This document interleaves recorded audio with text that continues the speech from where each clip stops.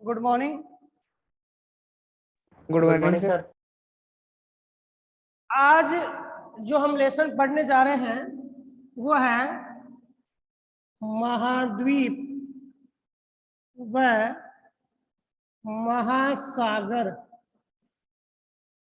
का निर्माण। महाद्वीप व महासागर का निर्माण। देखो विद्यार्थियों, एक बात आप बिल्कुल ध्यान से समझना। मैंने आपको भाई सारे स्टूडेंट, आप अगर यस या नो नहीं बोलते हो तो आप अपने हैंड राइज जरूर करें। यह बात ये सही है। मैंने आपको भौगोलिक समय सारणी पढ़ाई थी। भौगोलिक समय सारणी पढ़ाई थी बेटा। भौगोलिक समय सारणी में हमने पढ़ा था बेटा कि हमारी पृथ्वी है वो प्री कैम्ब्रियन यानी पुराजीवी काल से लेकर के और आधुनिक काल तक किस प्रकार से अपनी परिवर्तनिक क्रियाओं के माध्यम से किन किन जीवों की, किन किन वनस्पतियों की और कौन कौन से स्थल रूपों की निर्माण करती है। हमारी जो पृथ्वी है वो किस प्रकार से परिवर्तनशील है और किस प्रकार से पृथ्वी के अंदर बाहरी वातावरण से सहयोग होकर के आंतरिक वातावरण यानी भूपर्पट्टी का भाग, उसका आंतरिक भाग, उसका बाहरी भाग, ये किस प्रकार से क्या होता है, एक दूसरे से अंतर संबंध स्थापित करता है। साथ ही साथ इस इंटर रिलेशनशिप के कारण पृथ्वी पे जीवों की उत्पत्ति होती है, वनस्पतियों की उत्पत्ति होती है, वनस्पतियों का, जीवों का विकास होता है और वर्तमान मानव तक की उत्पत्ति होती है। ये चीज हमने हमारे पिछले लेसन में पढ़ ली है, भौगोलिक समय सारणी। उसी सारणी में हमने पढ़ा भी था कि महाद्वीप और महासागर का निर्माण कैसे होता है। तो हमने एक बिंदु पढ़ा था कि 3.8 अरब वर्ष पूर्व आपके जलमंडल का विकास हो जाता है, स्थलमंडल का विकास हो जाता है और एक संयुक्त रूप से एक महासागरीय प्रतिरूप पेंजिया जो स्थल रूप महाद्वीपीय प्रतिरूप पेंजिया जो स्थल खंड को बताता है और एक जो महासागर यानी जल खंड को बताता है वो रूप कौन सा था? पैंथालासा। इस पेंजिया और पैंथालासा जो है इसके आधार पर ही हम देखें, इनके द्वारा ही आपके वर्तमान महाद्वीप और वर्तमान महासागरों का क्या हुआ है? निर्माण हुआ है। वर्तमान महाद्वीप और वर्तमान महासागरों का क्या हुआ है? निर्माण हुआ है। इसके संदर्भ में अनेक विद्वानों ने अपने मत प्रदर्शित किए हैं। काफी विद्वान हैं जिन्होंने अपने मतों का प्रदर्शन किया है और उनके मतों में कुछ सर्वश्रेष्ठ मत है जो आपके पाठ्यक्रम में दिए हैं। उन मतों को हम पढ़ेंगे। ध्यान से समझना बेटा कि सबसे पहले जो मानचित्र बनाया जिसने, महाद्वीप महासागरों से जुड़े हुए मानचित्र की बात करें तो विद्वान का नाम था बेटा, क्या हुआ? आवाज क्लियर नहीं आ रही। आवाज क्लियर नहीं आ रही तो मैं ये आपसे पूछ रहा ही था, क्योंकि बेटा हो सकता है नेटवर्क इशू हो। अगर सबके प्रॉब्लम है तो नेटवर्क इशू अपने यहाँ से है, अगर किसी एक के प्रॉब्लम है तो इसका मतलब नेटवर्क इशू आपके वहां से। ठीक है, सबके है क्या प्रॉब्लम ये आवाज वाली? No sir. No sir. No sir. No sir. हो सकता है बेटा पर्टिकुलरली आपके ही वहां पे नेटवर्क इशू है, इसकी वजह से आवाज में समस्या आ रही है। तो सबसे पहले हम बात करें, एक विद्वान का नाम 1596 में अब्राहम ऑर्टेलियस, या आप नोट करते जाइए, आपकी बुक में भी दिया हुआ है, आपके बुक में दिया हुआ है 1596 में एक मानचित्र वेता है जिनका नाम है अब्राहम ऑर्टेलियस।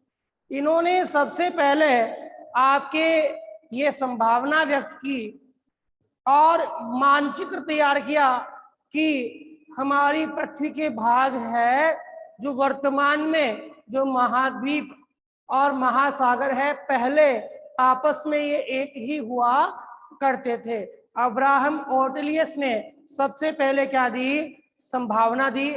इसके बाद एक नाम आता है Antonio Pellegrini. Antonio Pellegrini granny granny Antonio Pellegrini है, उसने भी संभावना व्यक्त की और एक मानचित्र तैयार किया। किसका? कि जो हमारे सारे के सारे महाद्वीप महासागर जो फैले हुए थे उनको क्या किया? संकुचित किया मानचित्र के माध्यम से। किसके माध्यम से? मानचित्र के माध्यम से उन सभी खंडों को, जो अमेरिका है, अफ्रीका है, यूरोप है, इनको सबको इकट्ठा किया। और कौन कौन से मुख्य है? अफ्रीका, अमेरिका, दक्षिणी अमेरिका और आपका अफ्रीका, उत्तरी अमेरिका और यूरोप, इनको क्या किया? संगठित किया। और संगठित करने के बाद में इन्होंने पाया कि वास्तव में ये भाग क्या थे? एक ही थे। तो इसके बाद एक नाम आता है एंटोनियो स्नाइडर। एक नाम आता है बेटा एंटोनियो स्नाइडर। ये एंटोनियो पेलेग्रिनी है, ये एंटोनियो स्नाइडर है। 1858 में इनका भी सहयोग रहा। इनका भी क्या रहा? सहयोग रहा। और इनके सहयोग के द्वारा भी आपके ये पता लग पाया कि वास्तव में हो सकता है कि पहले आपके महाद्वीप और महासागर है वो एक जगह ही जुड़े हुए थे। क्या थे? एक जगह ही जुड़े हुए थे। देखो, कोई भी एक्सपेरिमेंट हम करते हैं, किसी भी खोज को हम करते हैं, किसी भी सिद्धांत को हम रखते हैं, तो उस सिद्धांत को रखने से पहले कई संभावनाओं को हमें देखना पड़ेगा। तो इन सब ने क्या किया? संभावनाएं व्यक्त की कि हाँ, ये महाद्वीप थे, ये महासागर थे, वो आपस में क्या थे बेटा? जुड़े हुए थे। क्या थे? जुड़े हुए थे। और इनकी संभावनाएं हैं, और इनकी संभावनाओं के आधार पर जो एक सर्वमान्य सिद्धांत है वो आता है सामने, और उसी सिद्धांत का क्या किया जाता है? अध्ययन किया जाता है। उसी सिद्धांत का क्या किया जाता है? अध्ययन किया जाता है। इसके बाद जो स्नाइडर है, स्नाइडर के बाद एक नाम है एफ.जी. टेलर। एफ.जी. टेलर ने 1910 में इस महाद्वीपीय निर्माण के सिद्धांत के बारे में सर्वप्रथम कहा। लेकिन एक विद्वान जिसका सिद्धांत हम पढ़ेंगे, अल्फ्रेड वेगनर। अल्फ्रेड वेगनर, इसका सिद्धांत हम पढ़ेंगे। अल्फ्रेड वेगनर ने 1912 में महाद्वीपों से संबंधित या महाद्वीपों के निर्माण से जुड़े हुए सिद्धांत को प्रदर्शित किया 1912 में। कब प्रदर्शित किया बेटा? 1912 में। ठीक है। 1912 में जो सिद्धांत दिया, लिखते जाइए, वह सिद्धांत था महाद्वीपीय विस्थापन सिद्धांत। कौन सा सिद्धांत था बेटा? नाम बताइए। अल्फ्रेड वेगनर ने जो सिद्धांत दिया वो क्या था? महाद्वीपीय विस्थापन सिद्धांत। महाद्वीपीय विस्थापन सिद्धांत। महाद्वीपीय विस्थापन सिद्धांत कब दिया? बताइए। 1912 में। 1912 में ये वेगनर जो थे, ये विश्व के प्रसिद्ध मौसमविद कह सकते हो या जलवायु वेता भी थे, और भूगोलवेता भी थे। तो पूछ लें कि भाई क्या थे, तो जलवायुवेता थे अल्फ्रेड वेगनर, मौसमविद भी थे और भूगोलवेता भी थे। इन्होंने जो सिद्धांत दिया, ये सिद्धांत था, आपको पता है 14 की डेट जो आती है वो एक विश्व युद्ध की डेट है। विश्व युद्ध, विश्व युद्ध कौन सा बेटा? पहला, सबको पता होगा 14 से 18 के बीच में प्रथम विश्व युद्ध हुआ था। तो इस कारण से इनका जो सिद्धांत है वो पब्लिश नहीं हुआ, और ये सिद्धांत 1920 में पब्लिश हुआ। कब हुआ? तो 1920 में। तो कई जगह आपको दो डेट मिल जाती है, 1920 में मिल जाती है तो ये भी राइट है, 1912 भी मिल जाती है तो ये भी राइट है। 1912 में तो इन्होंने सिद्धांत दिया था और 1920 में ये सिद्धांत पब्लिश हुआ था। बताओ, इतना समझ में आ गया है क्या? Yes sir. ठीक है, यस सर। राइट डाउन कर लिया होगा। अब हम इस सिद्धांत के बारे में पढ़ते हैं। तो बताइए, प्रश्न आ गया, अल्फ्रेड वेगनर क्या थे? एक जलवायुवेता, मौसमविद और भूगोलवेता थे। ठीक है, सिद्धांत कौन सा दिया? महाद्वीपीय विस्थापन सिद्धांत। कब दिया? 12 में, लेकिन कुछ कारणों से 20 में आया। सबसे पहले आपके मानचित्र निर्माण के संदर्भ में या संभावना व्यक्त की अब्राहिम ऑर्टेलियस ने।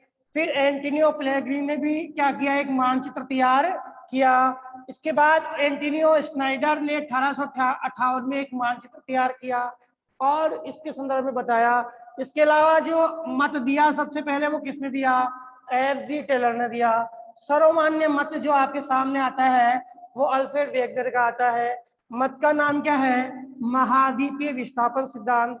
महाद्वीपीय विस्थापन सिद्धांत 1920 में क्या हुआ? प्रकाशित हुआ, क्योंकि विशुद्ध था। ये क्या थे? एक भूगोलवेता थे, मौसमविद थे और जलवायुवेता थे। अब अल्फ्रेड वेगनर के सिद्धांत की बात करें तो अल्फ्रेड वेगनर के सामने दो चुनौतियां थी, दो पक्ष उनके सामने थे और दो पक्षों में से उनको एक पक्ष अपनाना था। तो इसमें दो कारण थे कि पहला कारण तो था कि महाद्वीप और महासागर बने, तो एक सिद्धांत का एक पक्ष था कि क्यों जलवायुवेता थे बेटा ये, तो जलवायु कटिबंध स्थिर रहे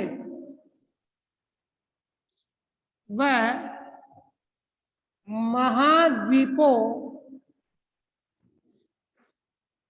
में विस्थापन हुआ। एक तो ये तथ्य तो उनका सामने था कि जलवायु कटिबंध थे वो तो क्या रहे बेटा?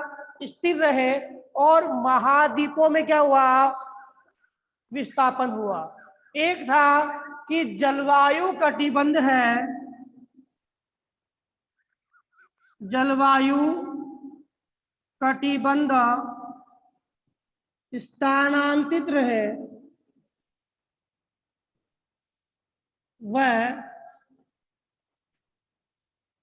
महाद्वीप का निर्माण हुआ।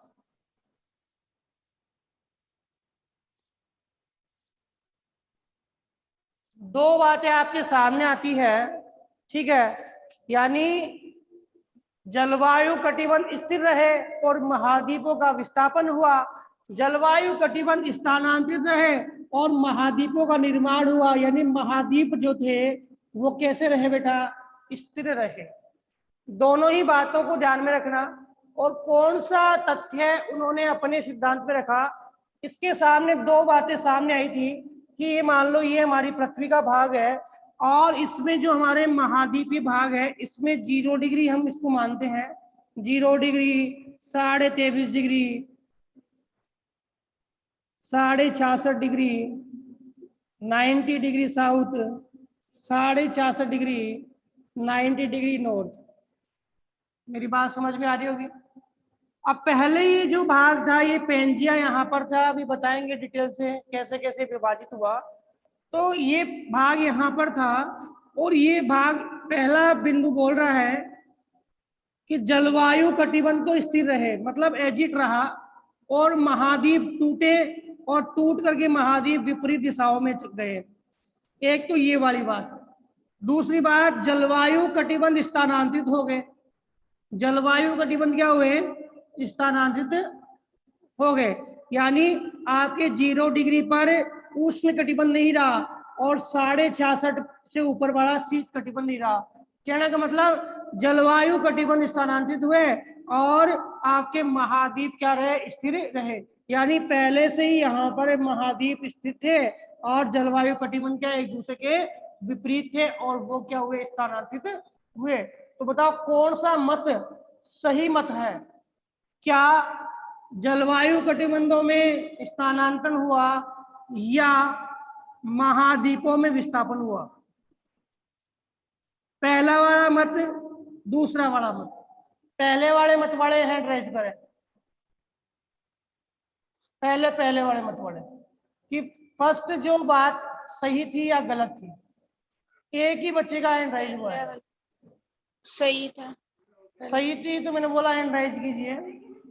तो पहले वाली बात सही है, क्योंकि हम आज देख रहे हैं कि हमारी जलवायु क्षेत्र में परिवर्तन आया गई। भाई जलवायु क्षेत्र में कहीं परिवर्तन आया क्या? No sir.